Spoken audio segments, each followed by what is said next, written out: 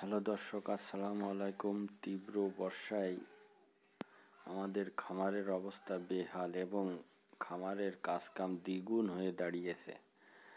মানে এত প্রচণ্ড বর্ষা, আজ 4-5 দিন ধরে লাগাতারই বর্ষা, কোনো বিরাম নেই।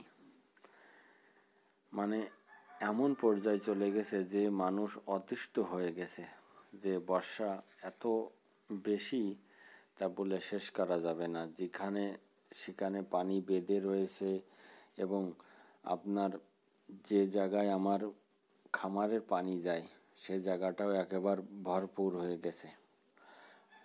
এই জায়গা দিয়ে আমার ঘাস নিয়ে আসতে হয়, যে কাদার ভিতর দিয়ে ভ্যান নিয়ে আসা যে কত কষ্টদায়ক হয়ে গেছে তা বলে শেষ করা যাবে না। এত বর্ষায়, আসলে এই বর্ষায় খামারের কাজকাম দ্বিগুণ হয়ে যায়। যেরকম ধরেন যেসব জায়গায় আমি গোবরগুলো ফেলাই সেসব জায়গায় পানি আর পানি, সে জায়গায় যাওয়ার কোনো ব্যবস্থা নেই। এত কাদা এবং সাথে গোবর তো আছেই, কেননা এই যে পানির মাধ্যমে গোবরগুলো ধুয়ে দিয়ে সব এক সাইডই চলে যাচ্ছে, গর্ত যে জায়গায় সে জায়গায় চলে যাচ্ছে। এই দেখেন সেই জায়গা পিছনে প্রচণ্ড কাদা আর এই পাশ থেকে যাতায়াত করা মেলা কষ্ট। এবং ওই পাশ থেকে আমার খড় আনা হয়, খড়ের গাদা আমি পিছনে রাখি এবং খড় নিয়ে আসা, ওই জায়গাতে নিয়ে এসে কাটা, মানে বিভিন্ন জর্জরিত হয়ে গেছি। আর এই যে বর্ষার কারণে আজ 4-5 দিন লাগাতার ওইভাবে বর্ষা চলতেই আছে। আর এই বর্ষার কারণে অনেক বেশি রোগ ব্যাধি হয় খামারের।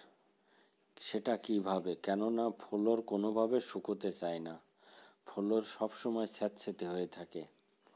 ফ্যান তো চলেই, তারপরেও ফ্লোর শুকোতে চায় না। ওরা তো এমনি পিচ্চাপ করে, তারপরেও সবসময় বর্ষা, যদি রোদ না হয় তাহলে ফ্লোরও শুকোয় না, ফ্লোর মেটও শুকোতে চায় না। না শুকানোর কারণে আপনার জায়গার থেকে এক ধরনের জীবাণু তৈরি হয়। ওই জীবাণু যদি এদের গাভীদের বাটের ভিতর ঢোকে তাহলে আপনার উলানফোলা রোগ হবে।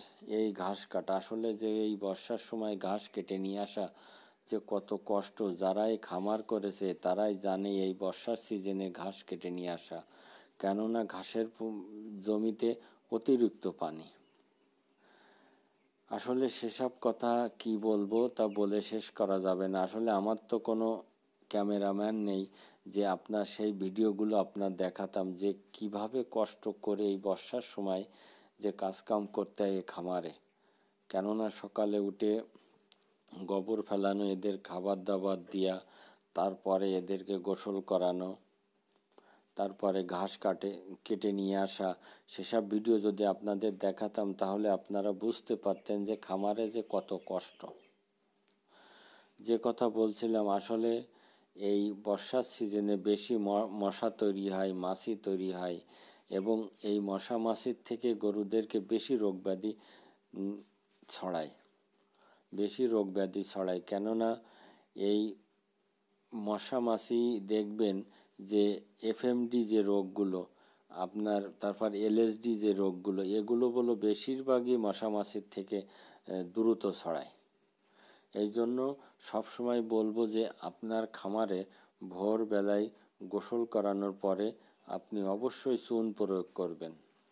চুন না দিলেও ব্লিচিং পাউডার দিবেন, দিয়ে আপনি সবসময় ফ্লোরটা নিট অ্যান্ড ক্লিন করে রাখবেন। তাহলে এই রোগগুলো থেকে মুক্তি পাওয়া যাবে। এই বর্ষার সিজনে বেশিরভাগ এই যে খোরা রোগটা বেশি দেখা দেয়। এই জন্যই বলবো প্রত্যেক দিন গোসল করানোর পরে আপনি ফ্লোরে চুন মেরে দেবেন। চুন না হলে ব্লিচিং পাউডার দিতে পারেন, তাহলে দেখবেন মশা মাছির থেকে গরুগুলো একটু মুক্তি পাবে। কেননা যদি একটা গরুর গায়ে একভাব মাছি এসে জ্বালাতন করে তাহলে আমাদের গায়ে লাগলে আমাদের কি অবস্থা হয়।